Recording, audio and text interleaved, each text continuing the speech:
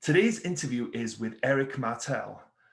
Eric started investing in real estate when he was 18 years of age. If that wasn't a feat in itself, he bought an 8 unit with no money down. So that was a pretty cool first deal. But he's now owns a turnkey property, investing in real estate, helping investors invest in real estate.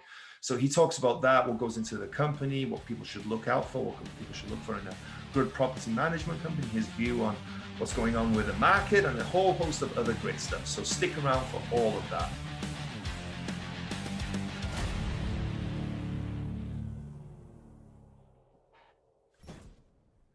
Hello and welcome to Wrestling with Real Estate, where we look to chokeslam all your real estate problems. I'm your host, former WWE wrestler and now Cirque du Soleil performer, and of course, multifamily real estate investor Barri Griffiths. Now today we're joined by Eric Martel. Hey Eric, how you doing, man? Very good. How are you? How are you doing? I'm doing fantastic, thank you. I'm doing fantastic and excited to have you on the show and excited to dive into today's conversation, which will no doubt be a great one. But before we do that, do you want to sort of introduce yourself to the audience and everyone Sure, that's listening? Yeah, so I grew up in Montreal, and really my first real estate investment when I was 18 years old, still at university, second year of university. I bought an 8-unit apartment building, no money down, and cash flowing. So was how I got into that, and we can talk a little bit more about kind of the details of how I got into this deal.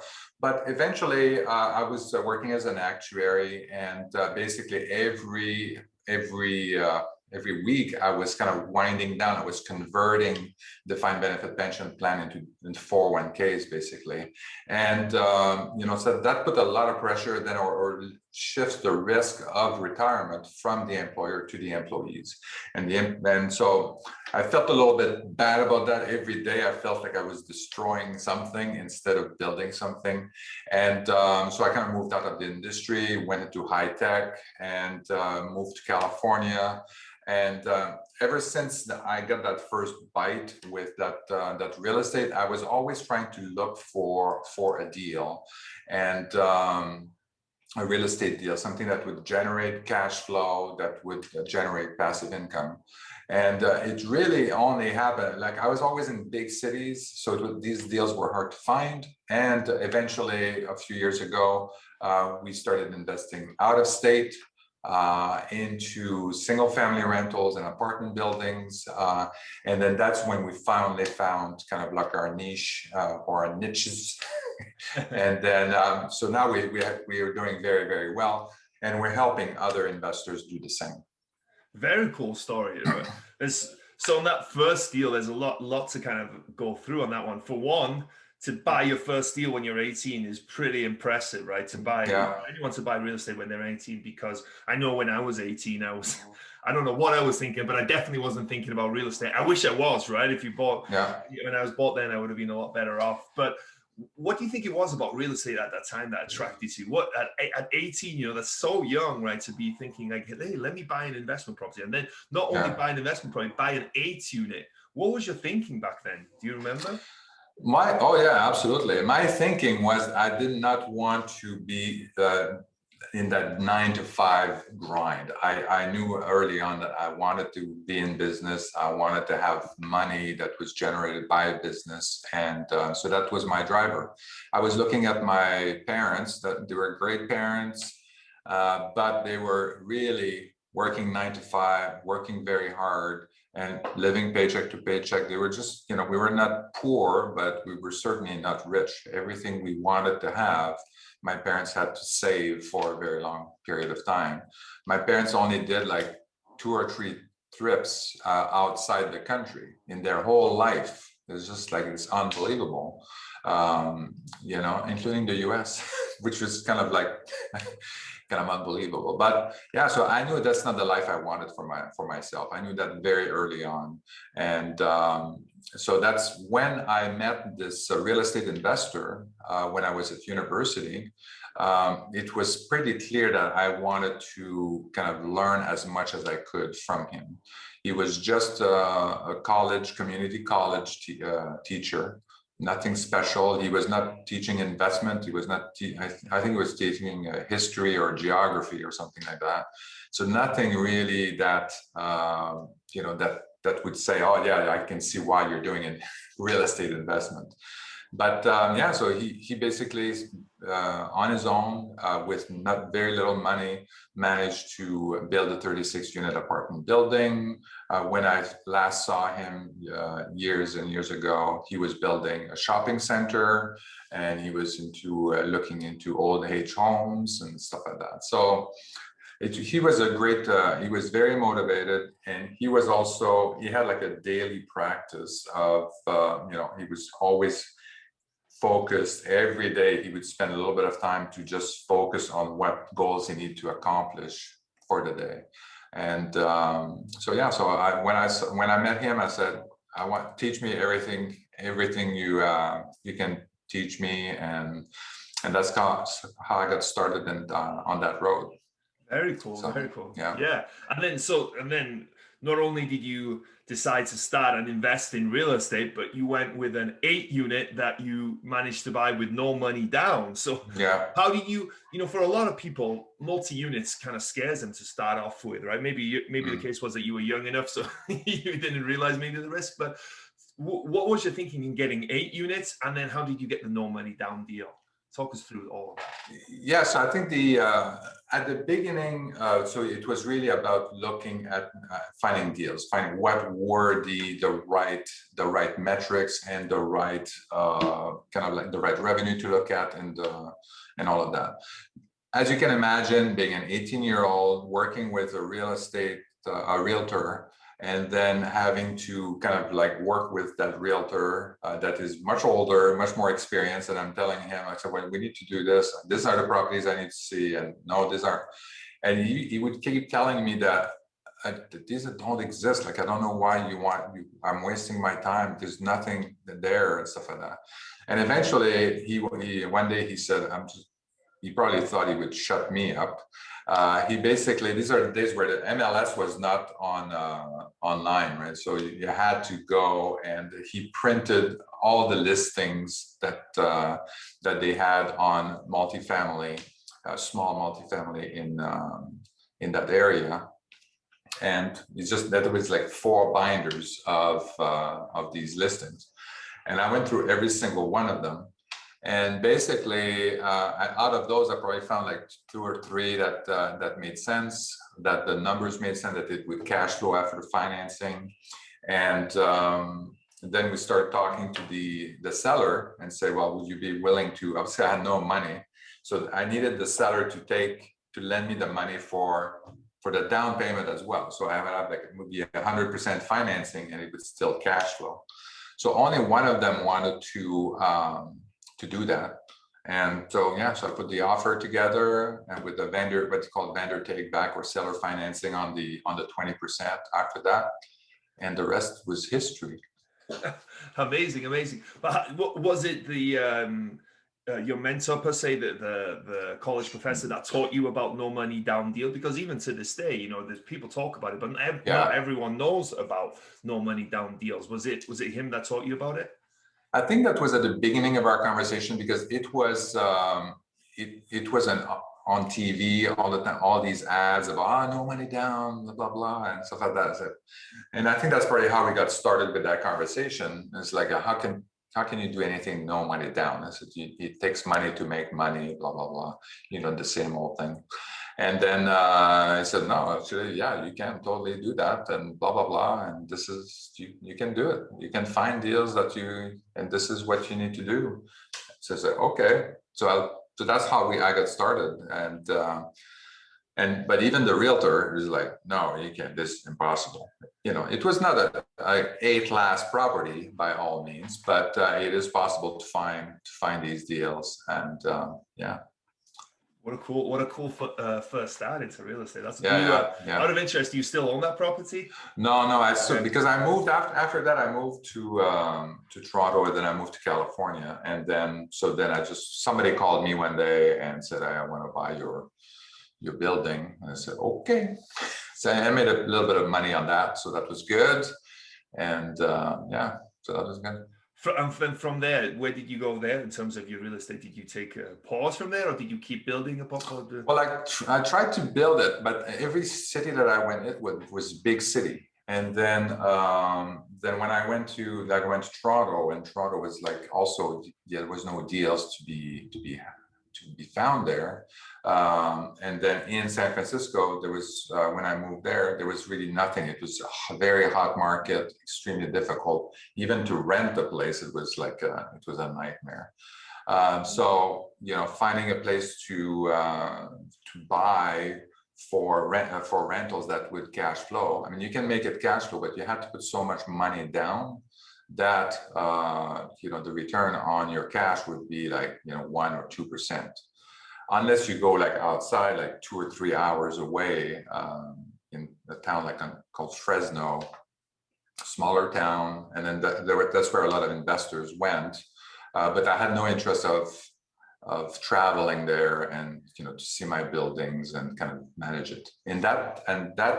At that time, I was still thinking that I would manage the property, and that's only later on that I realized that I don't want to touch the building. I want to have professional management. I didn't see the value of property management before, so when I saw the value of property management, that's kind of when we went to the out of state kind of investment. That's when I said, well, I have no choice. I have to have property management. I have to have these things, and that was the best thing that happened. So at that point, where did you start investing? Where were you living, or where did you start investing? What market? So I was in the Bay Area, and then we started looking. I say we because my sons were helping me, and one of my sons was actually kind of very involved in getting these markets started. And we looked at Memphis. And we couldn't have done that really with technology until like 2007, 2008, when the iPhone came up. And then we had the camera, and more people had cameras and texting capabilities and sending videos electronically. And then we also had like electronic signing and all of that. It was very difficult. It would have been very difficult to do that before 2005 or 2004, because these technologies were not there. But once that happened, then that market was open. Then it was possible to have the realtor kind of like walk a property and say, hey, with the video, and say, hey, what do you think of that? And so, hey, turn to the left and do this and stuff like that. So, so that was a turning point. And then to be able to really look at these out of state properties and be involved, but still be remote. I think that's such a good point, and I think we forget sometimes because everything evolves so quickly, and we get so used to, like you said, the iPhones, the cameras that we have, DocuSign, and all this stuff that we have these days. It's easy to forget that. Not long ago, this wasn't possible, right? A lot of this stuff, and everything that we can do now. There's so many people that invest out of state that don't even go to the state that they're investing in because of technology, because of the ability to do all this stuff from the comfort of your own home is essentially to forget. So I think we're in a blessed position right now to be able to do that. Absolutely. It's getting better. Yeah, absolutely. It's just evolving, right? Even more. So what was your first investment? Was it a single family home, or did you single family home in Memphis? So, and then we just started with one, and coming from California, and it was just like, okay, I think we paid like $40,000 for the first, and it was like, okay, that's, even if the thing just doesn't work at all, all I've lost is $40,000, so it didn't seem like a big deal. And then $20,000 in repairs or something like that, and then we refinanced it later on. So it was a great success, and then we kind of built our little portfolio that way. And then people started asking us about, hey, what are you guys doing?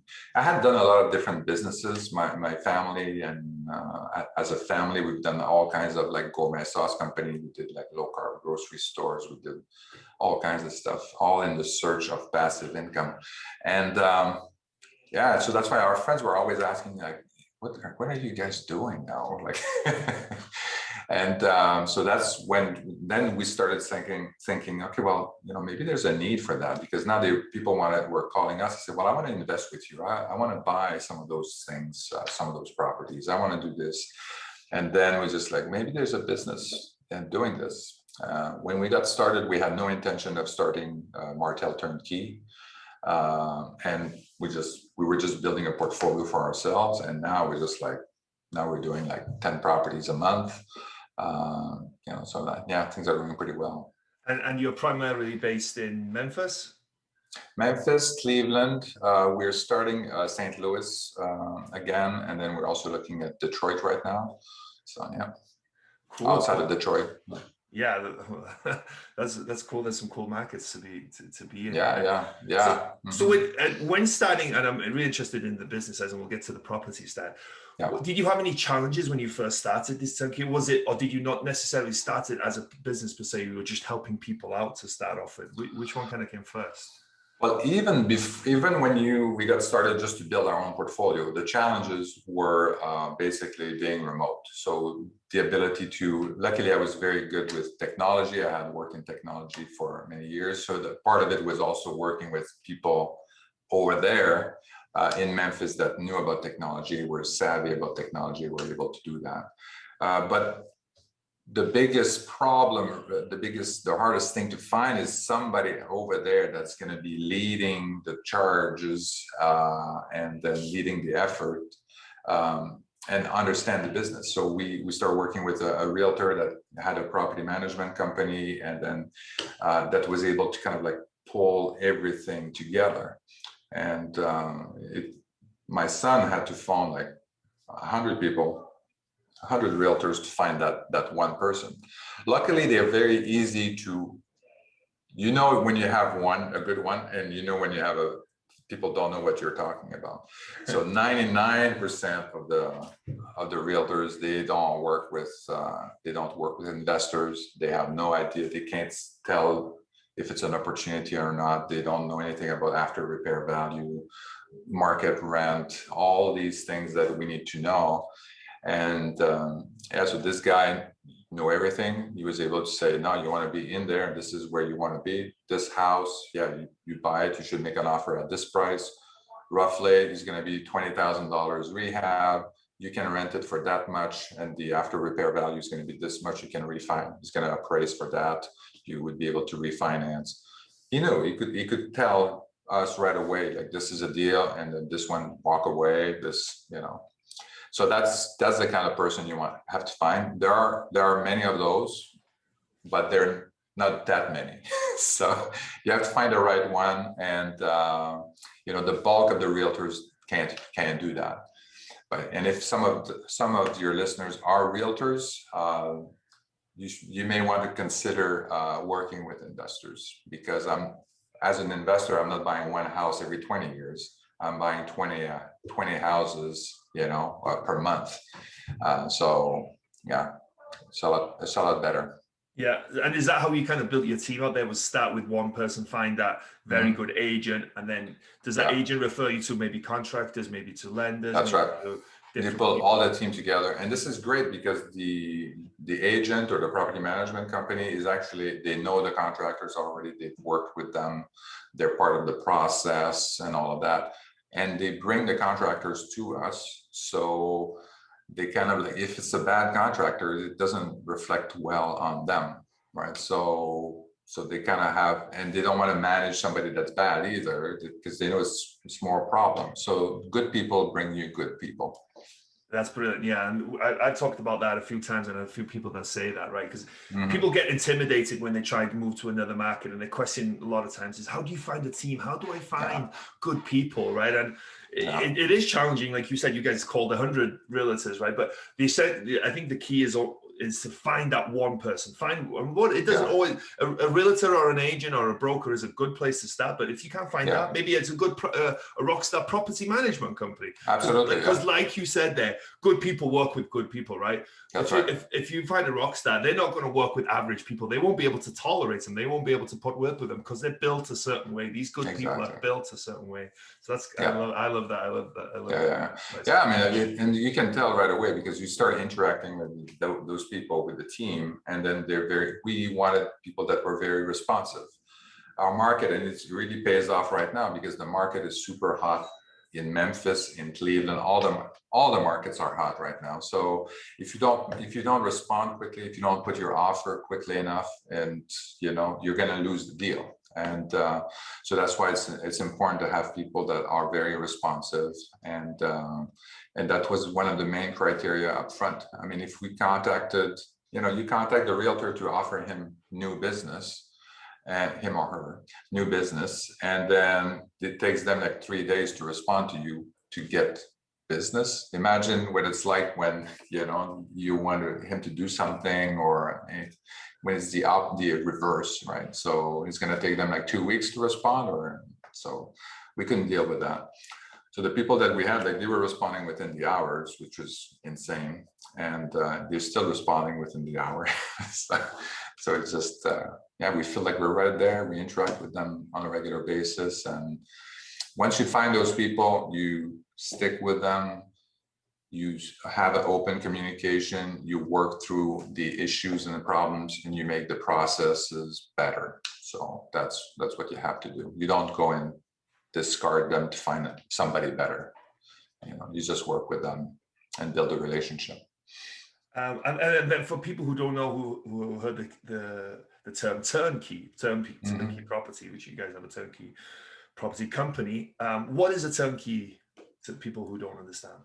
So turnkey, the idea is that basically the property that you're buying has the renovations have been done. There's a tenant in place that is paying rent, a new tenant that's in place, and it's basically ready to go. All you have to do, and then we put everything in place. So we introduce you to the lender, we introduce you to the property management company, and literally once you sign the contract and you close on the deal, it's cash flowing from day one.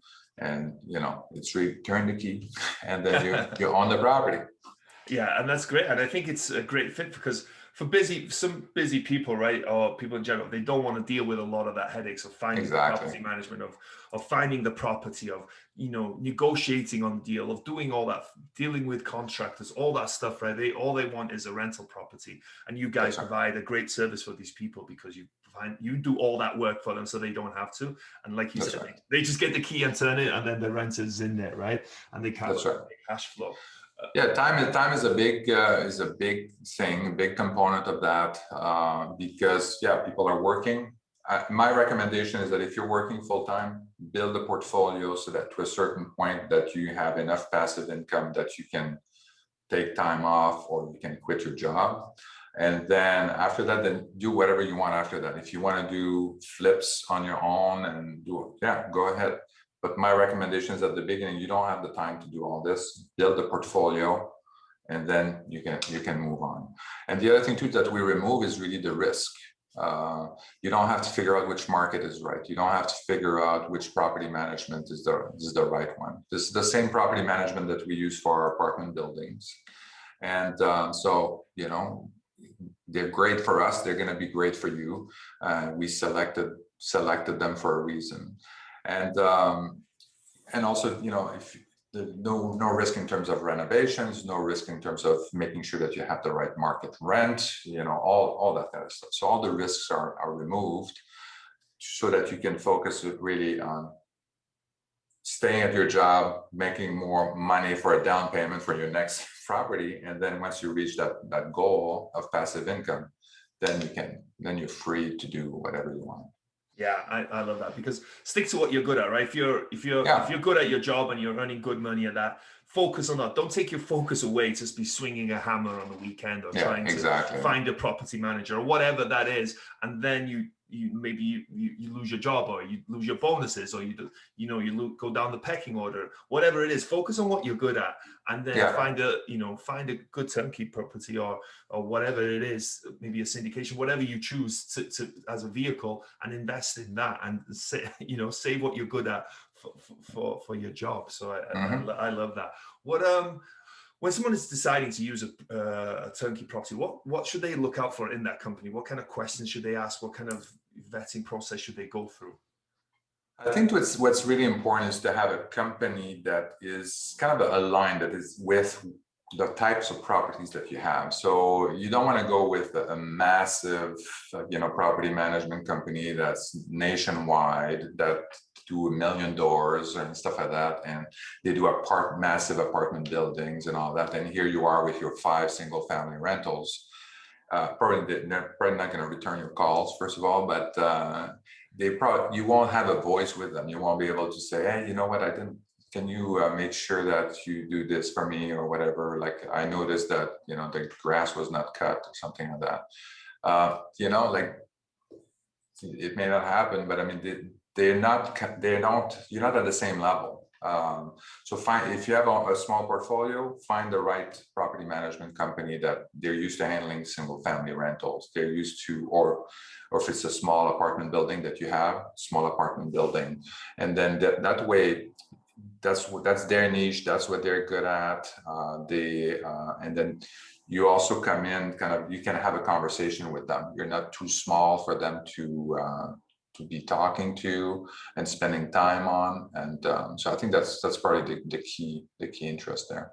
And also people that respond to your phone call. If you're calling somebody with new business and they don't return your call, then move on. Imagine when you have a problem.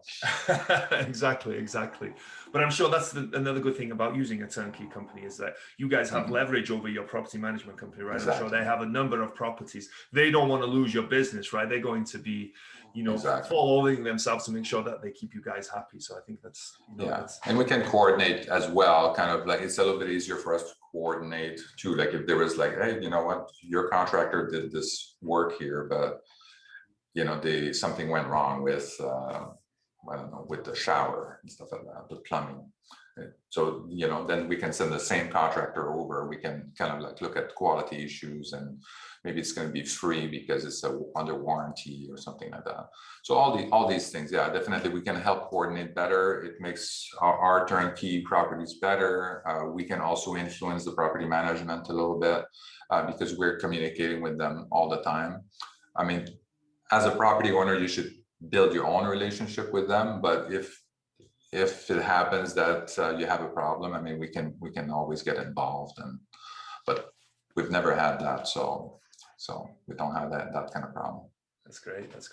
And you said you guys are roughly doing 10 properties a month right now. That's a lot of coordination. But I guess the biggest thing is right now is that as markets are heating up all across the country, right? I don't think there's a market nationwide that hasn't heated up. Are you guys finding more challenges finding properties, or do you guys just go through realtors, or do you use wholesalers? We use everything. Okay. We use wholesaler, we use direct, we used even the property management company that we use. Sometimes they have portfolios that are coming through or single properties that people want to get rid of, so we do that. Last year we started our own wholesaling company called Rocket Offer, so they're sending us deals as well in these markets. And they're using all kinds of pretty neat technology. They're using AI, there are auto dialers, and AI also in the chatting, texting service. So all kinds of neat stuff going on, and they do like 10,000 or 15,000 calls a day trying to find properties. So it's pretty amazing. But we still buy from other wholesalers. So so even though we have that wholesaling company, we still buy from other wholesalers. We still call, we still look at MLS. We still find deals on MLS. So when people say there's no deals on MLS, or there are, we fire from all cylinders. That's cool. Maybe out of interest, are you doing any kind of strategy on the MLS to find them, or is it maybe something that's mislisted, or is there something in particular that you guys look for on the MLS, or is it just the deal? We're just looking at the deal. So we have some criteria. We're very specific about the neighborhoods that we invest in. So like very, very specific. And we know these areas very well. We know what the ARV is going to be. And then we have one person right now that's just doing 100% of the time is doing acquisition. just analyzing all these deals, and we've automated some of that as well. So basically populating, the properties and all of that, and it does a lot of calculation on its own, and it says should buy this one, not, and so yeah, so that's kind of how we're doing it. And then we put a bunch of offers, and some of them come through. That's great. That's great. Out of interest, obviously you're very active in the market, right? And markets are all going up all over the country, right? And interest rates are low. There's the Federal Reserve seems to be pumping more money in, and there's going to be the $2 trillion infrastructure. Infrastructure. Yeah. So do you have any feel of where things are going from here? Do you think they'll continue to go up, or do you think there's any kind of risk to the market? I think it's going to continue to go up. I think it's going to be because my feeling is that all that money printing is going to cause inflation. And where do you want to be when you expect inflation? You want to be in hard assets. That means real estate. That means gold and silver. So these are the hard assets. Well, gold and silver, they don't produce cash flow, right? So they're good for inflation protection, but they not good long term. So you're going to stay at the same purchasing power over time. So they don't produce cash flow. They don't. You can't leverage them either. So you can't, if I can't go to the bank and say I own like $1,000 and $2,000 of gold, and then can you give me like $1,600 of loan on that? No, you can't. But real estate is the only one you can do. Like you get to 20% down. $20,000 is going to get you $100,000 of property that's going to be cash flowing, and so that $100,000 is going to appreciate over time. So it's just phenomenal. There's no investment like real estate. So if I had to define the perfect investment, that would be real estate. And then I'm not even talking about tax benefits. Mm-hmm. So you add tax benefit on top of that. I mean, I can't imagine a better investment. Yeah, me either. I think it's absolutely brilliant. I'm absolutely in love with real estate. And another thing else is if we are going to see inflation, and I think it's hard to argue that we're not, the debt, if you buy with debt, that debt then also becomes an asset, because if you have, let's throw a number out, $50,000 worth of debt today, well, how much is that $50,000 going to be worth in 5-10 years down? Exactly. A lot less. So inflation is actually paying down that debt for you as well. So something else. You'd be laughing 10 years down the road that you have to pay $500 a month in mortgage. Like $500, that's nothing. Yeah. But it makes a difference today. You see that when you own your house as well. You say, when you first buy your house, you say, oh my God, everybody kind of stretch themselves. Oh my God, this is like the mortgage payment is so high and all of that. But then 10 years down the road, you're not complaining about the mortgage payment. You say, well, how did we get such cheap mortgage rate? Right. Right? Yeah. And that's a big thing right now, is that mortgage rates are so low, right? It's hard to imagine that they'll stay this low for too much. Well, they're coming up a little bit, and part of it is that Treasuries and Fannie Mae actually reducing the amount of investor mortgages, investor loans. So there's probably going to be a little bit of an increase in, and we're seeing that right now, a little bit of an increase in the mortgage rates. Is that going to go and like skyrocket? I don't know, but so it's still a very good time to buy.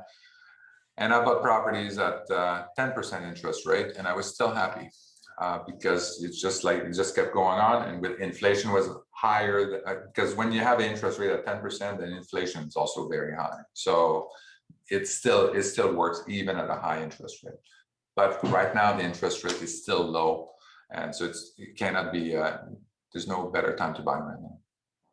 Yeah, I agree. There's no better time than now, right? And now's the time to buy. What's the saying? I think there's a saying, when's the best time to buy real estate? Yesterday. When's the next best time to buy real estate? Now. I love that saying. I love that. That's cool. Well, cool. Eric, thank you for sharing all that. That's so cool what you guys have been able to achieve. But this show is called Wrestling with Real Estate, I like to incorporate some wrestling-related real estate questions. So the first question is, what would your wrestling name be? I would say daring, Eric. I would say. Okay, daring, because you're not afraid to make moves and kind of. Yeah, well, it's a learned habit.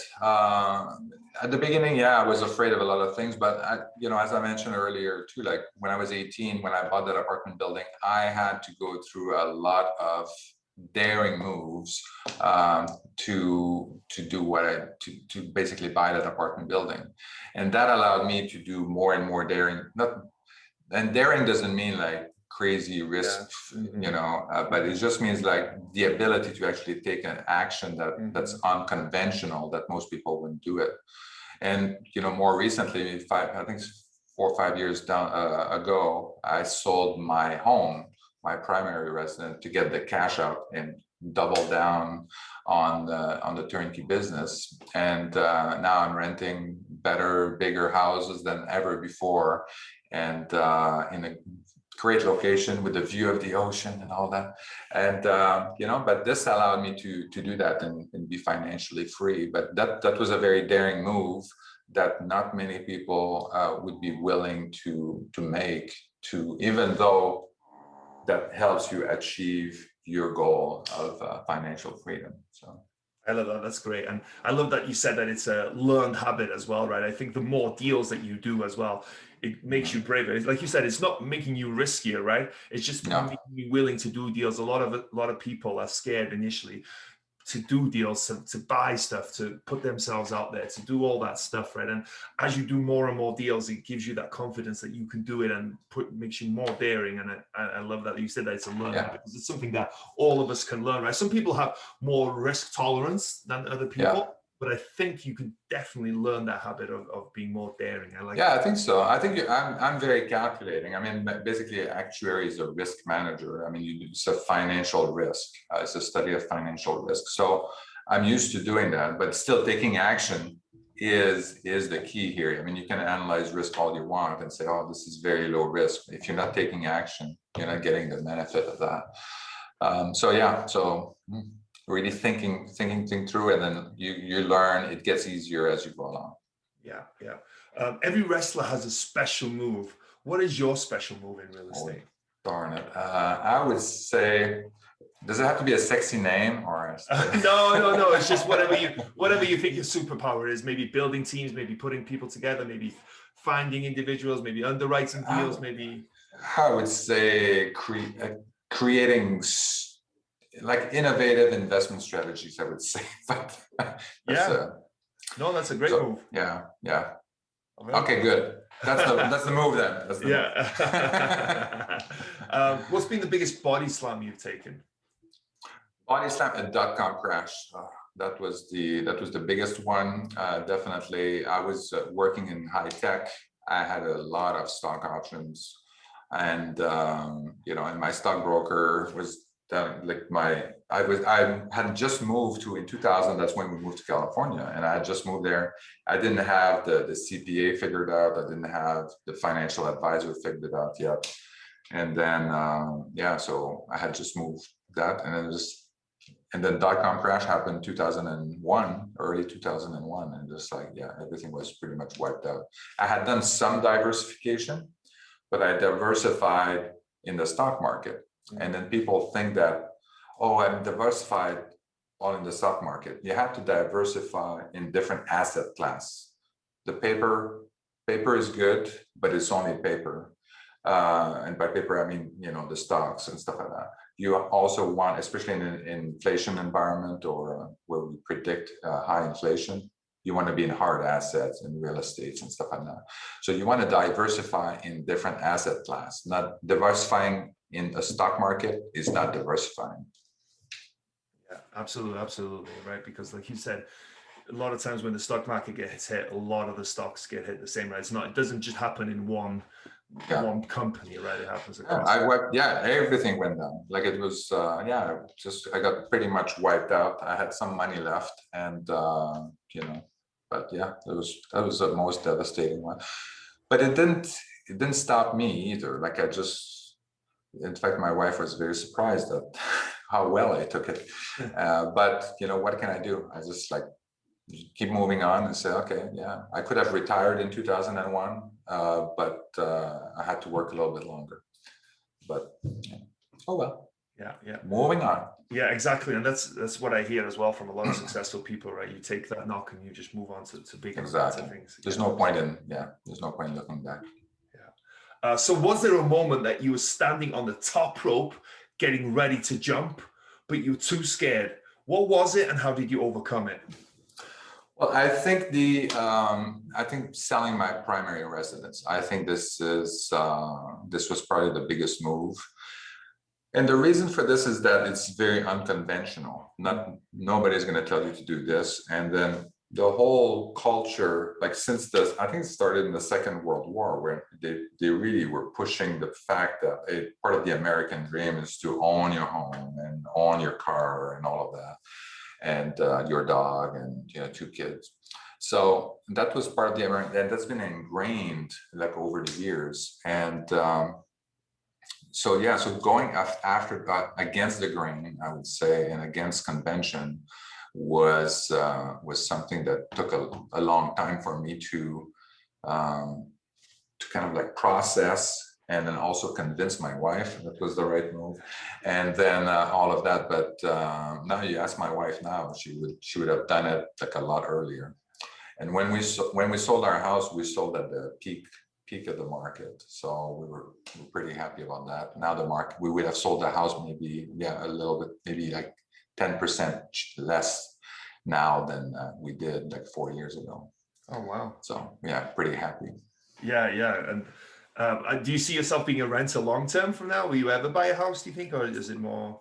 I think so. I think if it makes sense, if the numbers make sense. In California, it really didn't make sense. I mean, the house that I am renting right now, it's like a 3,000 square foot house in LA, near the beach, 4 blocks from the beach. I see the beach from my rooftop patio and all of that. Fantastic house. So when you come down, I'll show you. Okay, perfect. Yeah, but I'm paying a huge amount of rent for this house, but it's paid by my passive income investment. I don't pay anything for this because my house has bought some apartment buildings, and the passive income is paying for the rent. So I'm living rent free, and but it's the best house that I've ever had. And where was I going with this? Will you ever buy? Oh yeah, will I ever buy? So the person that owns this house, this is like $3 million house, and he's paying with property taxes, all of that. He's probably paying. I calculated about $9,000 to $10,000 a month for this house.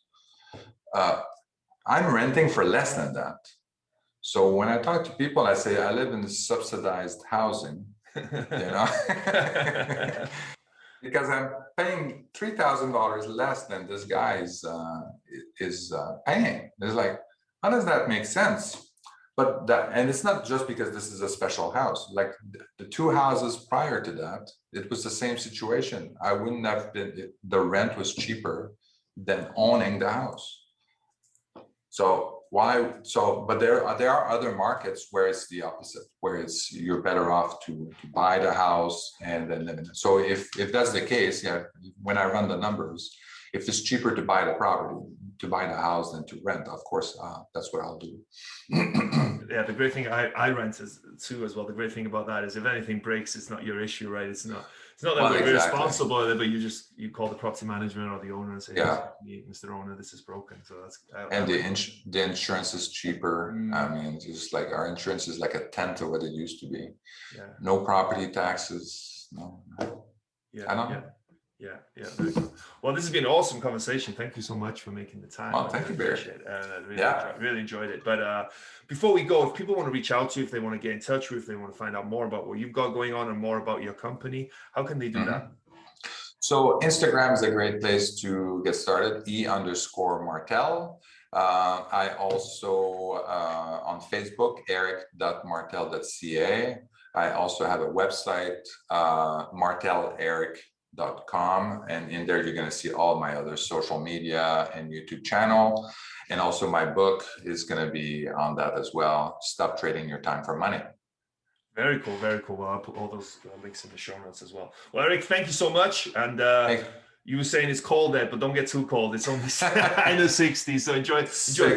Yeah. Not beach weather today, I guess. But I went swimming this morning, so it's still okay. With the wetsuit. Well, cool. Well, thank you so much. Have a great rest of your day. Thank you, Barry.